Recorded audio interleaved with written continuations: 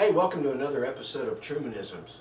We have our last undercard fight to break down, and that will be Terry Etim versus Justin Buchholz. Etim 12-2-0, Buchholz 9-2-0.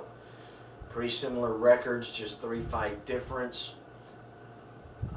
Both of them 155 pounders. Etim has 2 knockouts, 9 submissions, and 1 decision. That pretty much tells you that he wants to fight on the ground. Interesting thing about Etim, and I'm not saying this to be picking on him, because if I was, I wouldn't have a problem with it. But since I'm not picking on him, I feel I have to defend why I'm saying this.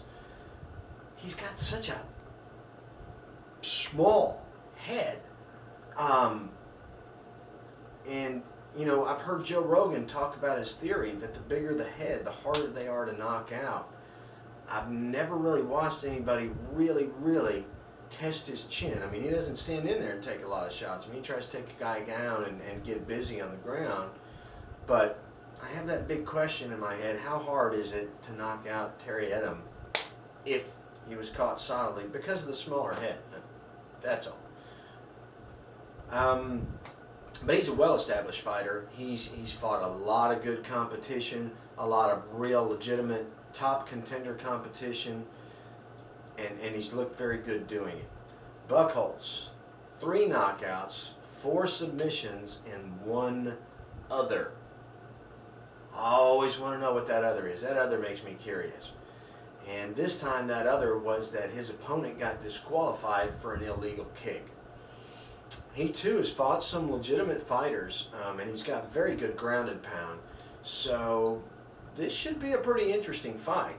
Like I said, similar records, similar styles. However, I'm thinking Buchholz may have the advantage on the stand-up, but we'll just have to see. However, I'm going to give Etim the edge. He's been on a roll. He's looked pretty good. I think I'm going to pick him as the victor. So, again, Etim will win over Buchholz at UFC 99. And please be sure and visit Trumanisms, and most of all, visit our sponsors. And I will be at Sam's Boat for UFC 99.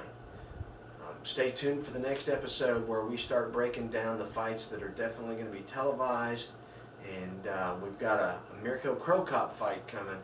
So, until next time, peace.